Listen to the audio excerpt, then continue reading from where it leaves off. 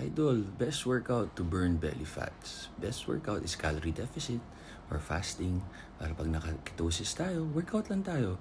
Workout to build muscle. The more muscles you have, the more siya mag-burn ng fat.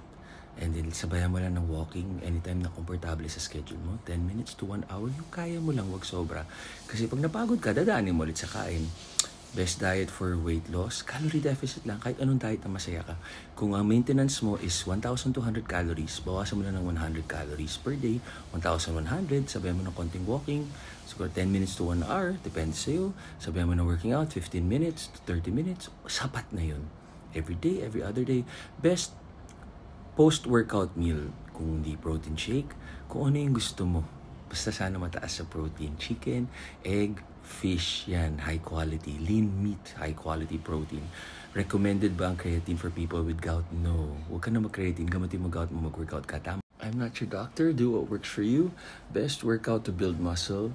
Yung workout na gagawin mo, at least 3 times a week, sigurado magigain ka ng muscle. Workout talaga, 10 reps, proper form, proper breathing. Currently 17. Increase height.